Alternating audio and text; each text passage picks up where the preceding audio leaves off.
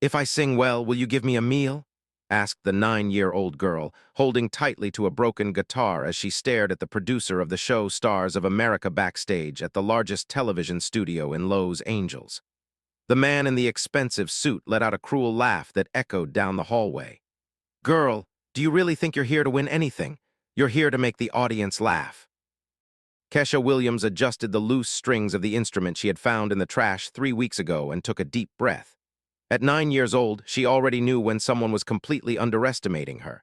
And this time, unlike all the other times she had bowed her head, something inside her whispered that this would be the last time she would allow herself to be treated like trash. I understand perfectly, sir, she replied with a calmness that made the producer frown. Comfortable with the unexpected maturity of this dirty barefoot child. 2 hours earlier, Kesha was sleeping under an awning when she was awakened by a group of production assistants looking for interesting characters for the show's special episode. They saw her singing for coins and immediately knew they had found what they were looking for. Someone to serve as comic relief on a show that sold dreams to some and humiliation to others. We'll put you at the end, said the producer, consulting his clipboard. After all the talented kids have performed, you come on to balance the show. What that arrogant man didn't know was that Kesha had grown up on the streets watching, learning, memorizing every detail of how the world worked. She knew exactly why she was there. She knew what role they expected her to play. But she also knew something they would never discover until it was too late. In the last 3 years living on the streets since losing the grandmother who raised her, Kesha had developed something no child should have: the ability to see through the masks adults wore. And at that moment, as she watched the fake smiles and condescending looks around her, she made a decision that would change everything. Can I ask you a question, sir? She said, tilting her head slightly with calculated innocence. Make it quick, kid. We have a show to record. Do you have children? The question caught the man off guard. I do. 2 girls. Why? Kesha smiled, a small smile, but one that carried something that made the producer's heart race without him knowing exactly why. Just curious, she replied, carefully storing that information along with all the other things she had observed and mentally noted over the past 2 hours backstage. As she walked toward the stage, carrying the broken guitar as if it were a treasure, Kesha thought about the letter she had hidden in her only possession, a torn backpack. A letter that explained not only who she really was, but also why being on that show was no coincidence. If you're enjoying this story of a girl who everyone underestimated, but who holds secrets capable of turning the tables completely, don't forget to subscribe to the channel. Because what happens when Ka steps onto that stage will prove that some people are born to rewrite the rules of a world that insists on putting them down. Backstage at American Idol, Kesha watched silently as the other participating children were treated like little celebrities. Assistants ran back and forth offering gourmet snacks, cold water, and even professional makeup services for each of them. Attention everyone, shouted producer Richard Brennan, clapping his hands to get their attention. Remember, you are the future of American music. Today, the whole country will get to know your talents. Meanwhile, Kesha remained seated on the cold floor of the hallway, still holding her broken guitar. When she tried to approach the snack table, a production assistant gently pushed her away. Sorry, sweetie, but these snacks are only for the official participants, the woman said with a condescending smile. You must have come to accompany someone, right? Actually, I'm also going to perform, Kesha replied calmly. The assistant frowned and consulted her clipboard. Oh yes, you're the special girl. The way she said special made it clear that it was not a compliment. Well, anyway, you'll be performing last, very last. Richard approached the group of talented children, completely ignoring Kesha. Now listen carefully. You are going to represent the best this country has to offer. Sing with your hearts, show off your perfect techniques, and make your families proud. It was then that one of the participating children, a blonde girl of about 12 named Ashley, noticed Kesha sitting alone. Dad, why is that girl here? Ashley asked the well-dressed man beside her. Don't worry about it, princess. Her father replied, lowering his voice. She's here too. How can I explain it to show the contrast, so that you can shine even brighter? Kesha heard every word, and for the first time in a long time, she felt a pang of something she hadn't experienced in years, pure controlled anger. At that moment, her mind flashed back 3 years to the day she lost her grandmother, Dorothy, the only person who believed that a poor black girl could be anything in this world. Dorothy used to say, Kesha, my granddaughter, when the world tries to diminish you, you grow twice as big. And when they try to silence you, you sing 3 times as loud. Her grandmother had been a gospel singer in a small church in Harlem for over 40 years. She was the one who taught Kesha not only to sing, but to use music as resistance. Music is our secret weapon, child. They can take our homes, our money, our dignity, but they can never take away what God has put in our voices. After Dorothy died of cancer because she couldn't afford proper treatment, Kesha ended up living on the streets. But she carried with her something that none of those television producers could have imagined. Years of rigorous vocal training and a deep understanding of music that would make any conservatory teacher blush with envy. "Hey, girl," Richard called, interrupting her memories. "Do you even know any songs? Because it would be a shame to waste TV time." "I know a few," Kesha replied, strumming her guitar. "A few." Richard laughed loudly. "What kind of a few? Street music, rap, something you learned begging for change." The other kids laughed along with him, but Kesha just smiled. That same small, mysterious smile she had used before. "Can I ask you a question, Mr. Richard?" she said, tilting her head with feigned innocence. "Go ahead. Did you study music?" Richard looked slightly offended. "Of course I did. I have an MBA in entertainment management from UCLA. "How interesting," Kesha replied, mentally filing away this additional information. "And do you play any instruments?" "I don't need to play to recognize talent when I see it," he retorted, irritated. "I understand perfectly." What Richard didn't know was that hidden in her torn backpack, Kesha carried a letter from her grandmother, Dorothy herself. A letter that explained not only who Kesha really was, but also revealed family connections that would transform that program from a planned humiliation into something completely different. As Richard walked away laughing with the other producers, commenting on how fun it would be to see the little girl try to sing something, Kesha closed her eyes and whispered softly, "Thank you, Grandma. The time has come to use everything you taught me." Each new humiliation only strengthened something inside her that her oppressors couldn't see. A silent strength fueled by the very injustice they tried to impose. What those privileged people didn't know was that every act of contempt was writing their own sentence of defeat, and that behind those seemingly vulnerable eyes, a perfect plan was beginning to take shape. While Richard and the other producers enjoyed planning her public humiliation, Kesha calmly walked to a quiet corner backstage. She opened her torn backpack and carefully removed a yellowed envelope. It was the letter her grandmother, Dorothy, had left her with specific instructions. "Only open when you are ready to use everything I taught you, my granddaughter."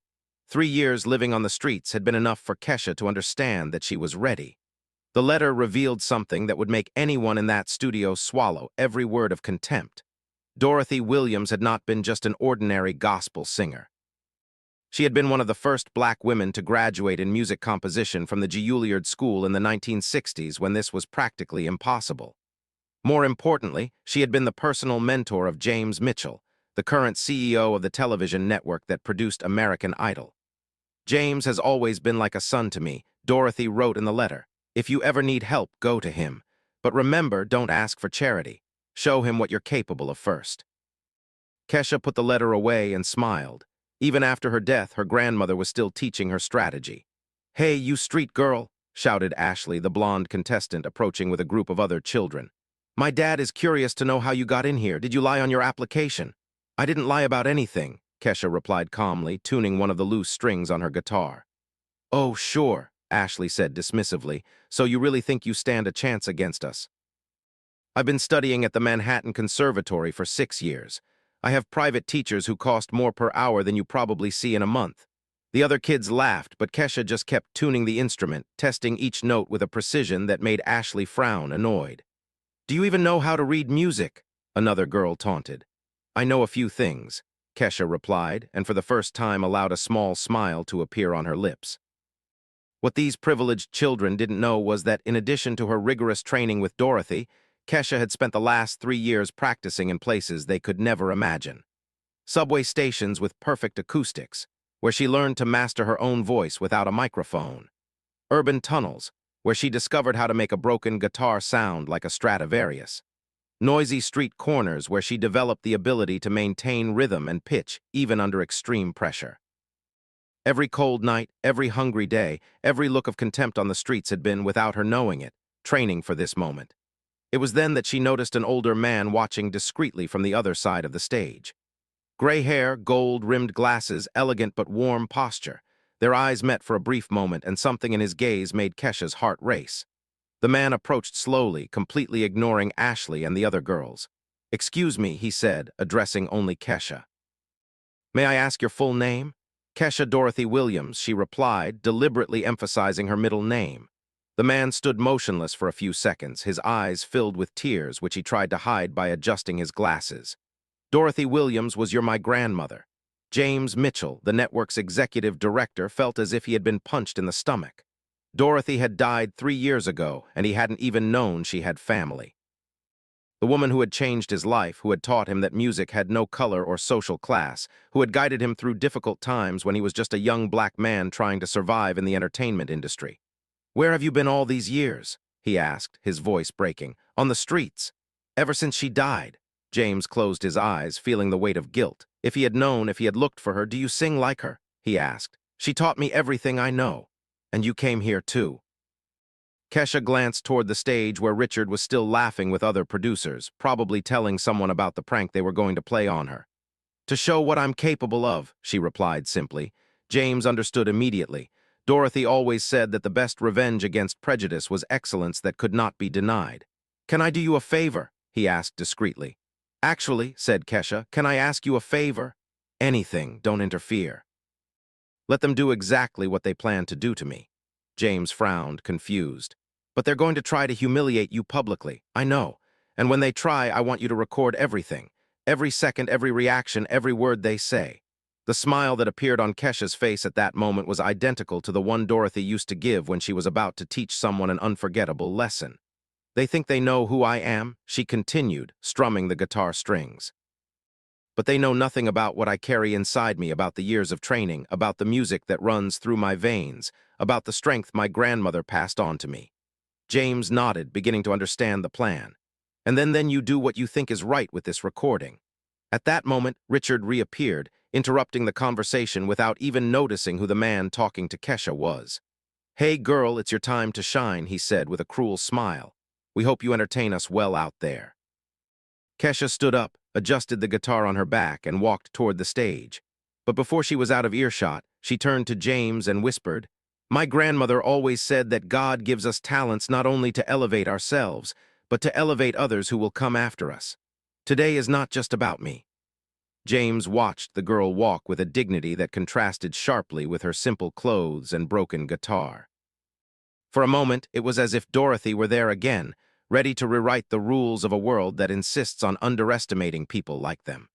While Richard organized the cameras to capture what he believed to be cruel entertainment at the expense of a vulnerable child, James discreetly instructed his own film crew to record absolutely everything. Every word, every reaction, every second of what was about to happen. Because something told him that this would not be an ordinary humiliation. It would be the moment when a little street performer would teach an entire country that true talent does not choose cradle, color, or social class to be born into, and that underestimating people like Kesha Williams is always a mistake that comes at a high price. The stage lights came on full blast as Kesha stepped into the center of America's stars. The audience of over 500 people murmured quietly, some discreetly taking photos of the street girl holding a broken guitar. Richard backstage whispered to his assistants, "Remember, when she starts singing, activate the faulty sound system. I want that horrible hissing sound coming out of the speakers. It'll be hilarious." Ashley and the other participating children watched from backstage, eager to witness what they believed would be the inevitable humiliation of someone who didn't belong there. "Hello," Kesha said into the microphone, her clear voice echoing through the auditorium. "My name is Kesha Dorothy Williams. I'm 9 years old, and I want to dedicate this song to my grandmother who taught me that music has no color or social class." Richard frowned when he heard the full name. Something about that Dorothy sounded familiar, but he quickly dismissed the thought. Kesha adjusted her guitar and played the first chords. The sound, even coming from a damaged instrument, was pure and in tune with a precision that made some professional musicians in the audience sit up straight in their chairs. That's when Richard signaled to his assistants. The sound system began to produce a deafening hiss, completely interfering with the music. The audience covered their ears, annoyed. Some people started to laugh, thinking it was the girl's fault. "Technical problems," Richard shouted from the side of the stage, feigning concern. "What a shame, but we'll have to end it here." But Kesha didn't stop. She stepped away from the microphone, positioned herself in the center of the stage, and began to sing without amplification. Her voice, trained by years of performing in noisy subway stations, cut through the air like a sharp blade. The static continued, but Kesha's voice was so powerful that it echoed throughout the auditorium, reaching even the back rows. One by one, people began to fall silent. Mesmerized, she sang Amazing Grace in a version that blended traditional gospel with classical techniques that only someone trained by a master would recognize. Every note was perfect, every phrase charged with an emotion that brought tears to the eyes of the audience. Richard, desperate, shouted to his assistants, "Turn everything off, cut the broadcast." But it was too late. James Mitchell had already instructed his team to keep the cameras rolling, broadcasting everything live to millions of American homes. When Kesha finished, there was 3 long seconds of silence before the audience erupted in deafening applause. The audience rose to their feet, shouting, crying, cheering.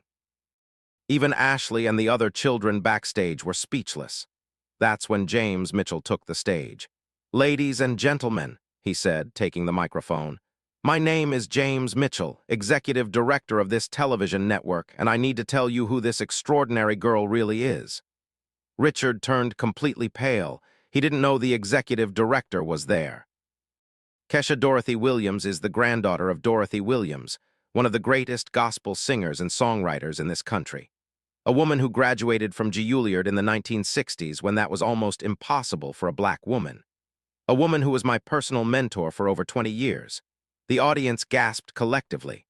"Dorothy died 3 years ago, and I didn't even know she had a granddaughter living on the streets," James continued, his voice breaking.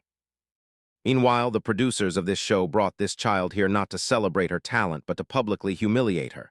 Richard tried to hide behind the scenes, but James continued. It was all filmed. Every cruel comment, every attempt at sabotage, every moment they tried to turn this child into entertainment at the expense of her dignity. The cameras found Richard, who was now visibly sweating as he tried to escape.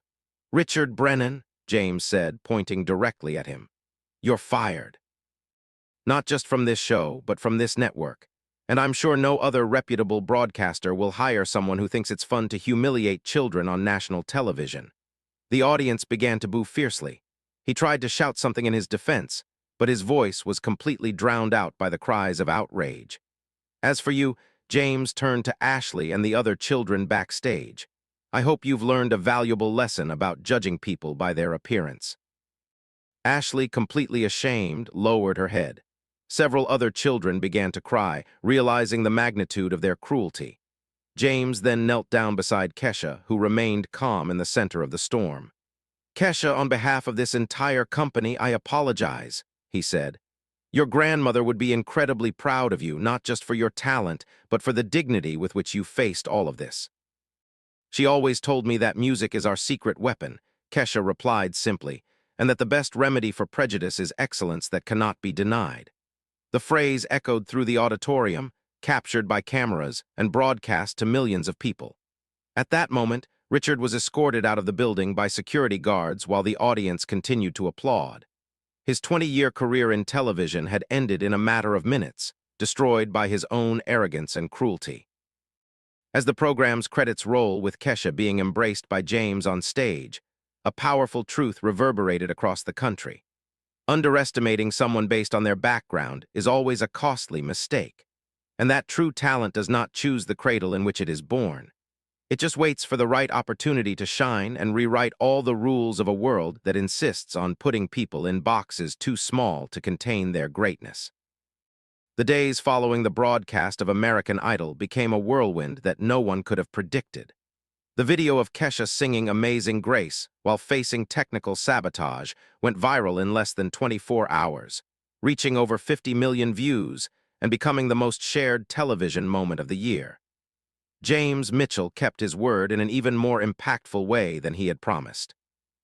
The next morning, he called a national press conference where he showed all the behind-the-scenes footage, every cruel comment from Richard, every mean laugh from the other children, every moment they tried to turn Kesha into entertainment at the expense of her dignity.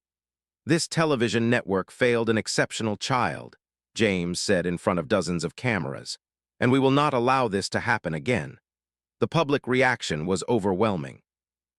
Richard Brennan not only lost his job, his entire career collapsed in a matter of hours. No broadcaster, production company, or entertainment company across the country wanted to associate its name with a man who had tried to humiliate an orphan child on national television. His social media accounts were flooded with over 2 million messages of condemnation, forcing him to leave Los Angeles and move to a small town where no one knew him. Ashley and the other participating children faced their own consequences. Ashley's parents, mortified by the national exposure of their daughter's cruel behavior, immediately withdrew her from the Manhattan Conservatory and enrolled her in a regular public school where she had to learn to get along with children from all social backgrounds. "We want our daughter to learn the value of humility," Ashley's father said in a later interview, clearly trying to salvage the family's reputation. But the most extraordinary thing was what happened to Kesha herself. James Mitchell didn't just apologize. He turned the whole situation into an opportunity for real change. He immediately created the Dorothy Williams program, named after Kesha's grandmother, offering full music scholarships to talented children from underprivileged communities. Kesha became the program's first beneficiary, receiving not only a full scholarship to study at the prestigious Los Angeles Music Academy, but also a home. James and his wife Margaret, who had never been able to have children, formally asked to adopt her. "Dorothy always said that music connects us as a family," James explained on the day of the official adoption. "Kesha is not just a talented child we are helping. She has brought back something we lost when Dorothy left us." 6 months after the broadcast, Kesha performed at Carnegie Hall as a guest soloist with the New York Philharmonic Orchestra. The concert, broadcast live across the country, raised over $5 million for the Dorothy Williams program, which had already benefited more than 200 children in similar situations. During her performance at Carnegie Hall, Kesha dedicated the music to the memory of her grandmother, Dorothy, but also to all children who are judged by the color of their skin, their background, or the clothes they wear before anyone bothers to get to know the talent they carry within themselves. The audience wept openly when she mentioned that she had spent 3 years sleeping on the streets of Los Angeles, just a few miles from the theater, where she was now receiving a standing ovation. The Stars of America program was completely revamped. James implemented new protocols that included child psychologists, social workers, and a strict zero-tolerance policy against any form of discrimination or humiliation of participants. "Talent does not choose its birthplace, color, or social class," became the show's new slogan, emblazoned in gold letters on the stage, where Kesha had been humiliated and then triumphed. Richard, for his part, tried several times to rehabilitate himself publicly, giving interviews in which he claimed to have learned from his mistakes, but each attempt only reignited public outrage. He ended up working as a used car salesman in a small town, bitterly discovering that a lost reputation is one of the hardest things to recover.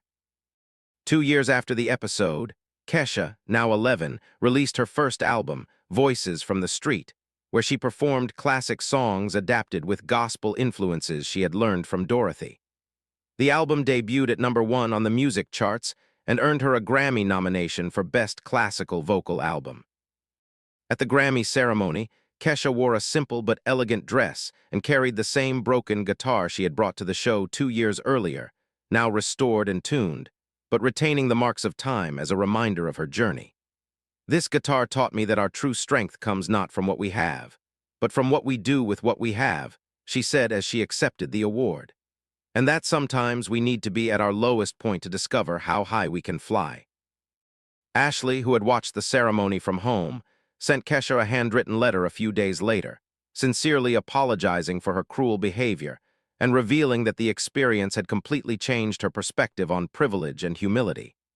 "You taught me that true talent has nothing to do with the opportunities we are born with, but with the courage to keep singing even when they try to silence us," Ashley wrote.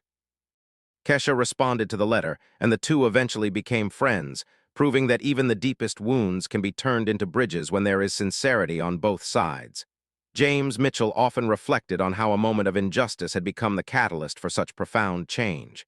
"Dorothy always said that God uses unexpected people to teach lessons the world needs to learn," he commented in an interview. "Kesha wasn't just a child we found. She was the teacher we needed." Kesha Williams' story became much more than a case of individual triumph. She rewrote the rules about how talent is recognized and celebrated in America, proving that true excellence knows no color, social class, or origin. Today, at age 13, Kesha divides her time between advanced music studies, charity performances, and artistic direction of the Dorothy Williams program, which has benefited more than 1,000 children across the country. She has never forgotten her origins, regularly visiting shelters and underserved communities to identify new talent and offer opportunities. My grandmother always told me that our gifts are not just to elevate ourselves, but to build bridges so that others can rise as well. She often repeats to children she meets in situations similar to the one she experienced. The lesson that resonates to this day is simple but powerful. Underestimating someone based on their appearance, origin, or current situation is always a mistake that comes at a high price. Because true talent doesn't ask permission to shine. It just waits for the right opportunity to rewrite all the rules of a world that insists on putting extraordinary people in boxes too small to contain their greatness. And Richard Brennan, he discovered in the worst possible way that trying to diminish someone else to feel greater is always a strategy that ends up diminishing only those who practice it. If this story of a girl who turned humiliation into triumph and prejudice into opportunity touched your heart, don't forget to subscribe to the channel because stories like Kesha's remind us that true victory is not in defeating our enemies, but in becoming so extraordinary that they become irrelevant.